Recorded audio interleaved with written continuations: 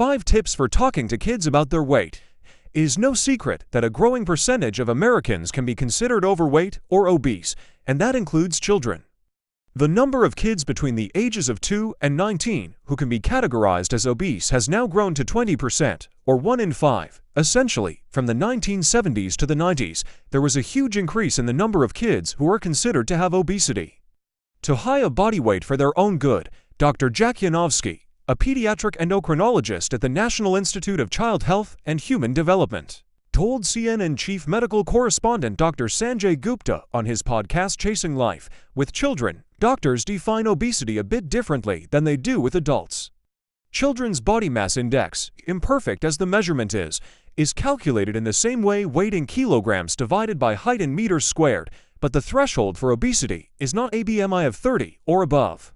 Instead, kids are compared with others of the same age and gender. If their BMI is equal to or greater than the 95th percentile, if they are bigger than 95 out of 100 other kids their age and gender, then they are considered to have obesity. Severe obesity is having a BMI equal to or greater than the 120th percentile. In addition to the social stigma, being considered heavy is one of the most common reasons that kids are bullied at school. Carrying around extra weight can lead to present and future health problems.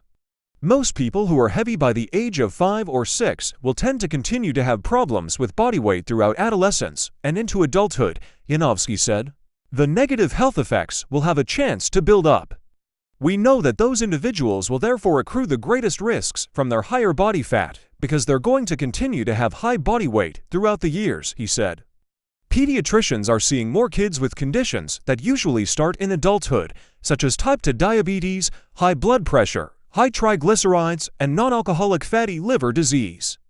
Even if these children manage temporarily to avoid the metabolic conditions that go hand in hand with excess weight, they can experience mechanical issues such as joint pain in the feet, knees or back, as well as sleep apnea.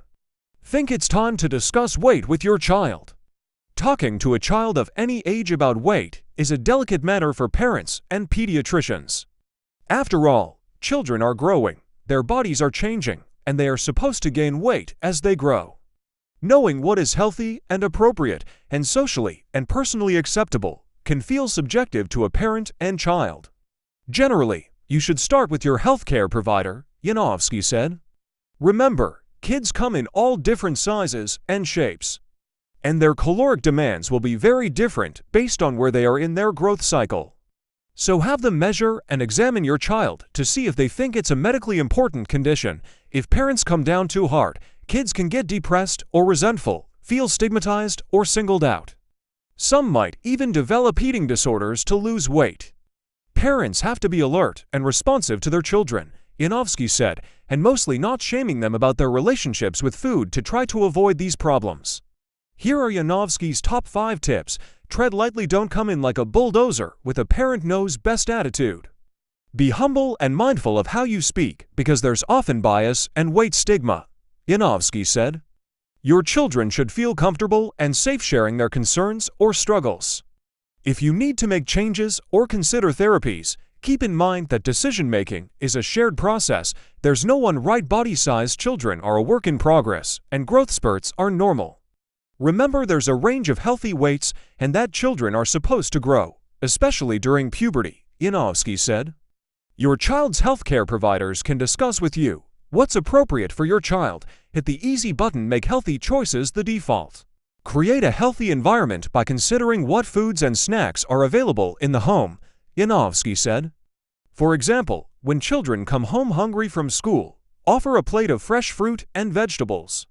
For meals, don't offer a family-style serving at the table, but plate everyone's portions in the kitchen. Don't use cake as a carrot. Food should not be used as an incentive. Don't make food the ultimate reward for behavior, grades, or chores, Yanovski said. Don't make highly palatable foods the reward for celebrations. You can substitute activities or other non-food rewards. Study as they grow. A child's body is in a constant state of flux, but parents' attitudes should aim to be stable.